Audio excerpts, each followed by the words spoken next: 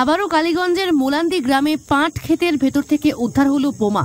40টি socket বোমা উদ্ধার হয়েছে বলে পুলিশ সূত্রে খবর। এলাকায় স্থানীয় লোকজনই এই বোমাগুলো দেখে পুলিশকে খবর দেয়। পুলিশ ঘটনাস্থলে গিয়ে গোটা জায়গাটিকে ঘিরে রাখে।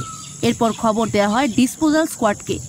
বোমা স্কোয়াড ও ঘটনাস্থলে এসে সেগুলোকে উদ্ধার করে ফাঁকা একটি জায়গায় বাগানের মধ্যে নিষ্ক্রিয় করে।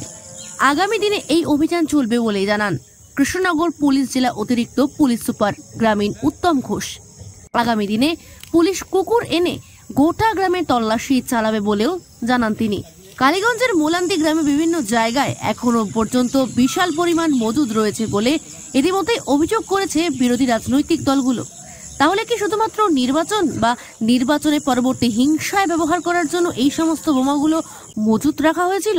তা নিয়ে উঠতে শুরু করেছে নানান প্রশ্ন। আর এই বোমার আঘাতেই মৃত্যু হয়েছে 4র্থ শ্রেণীর ছাত্রী নাবালিকা তামান্না খাতুনের।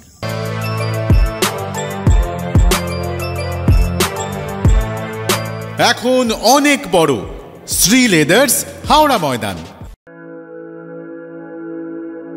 আপনি কি জটিল কিছু সমস্যায় ভুগছেন, সমাধান পেতে চান?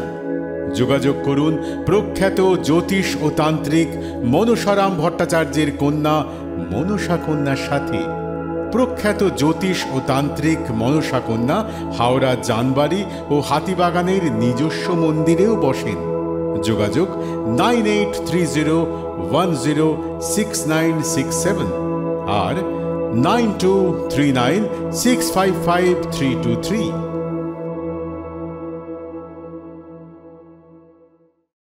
কলার তুলে নয়, বুক চিতিয়ে চলা।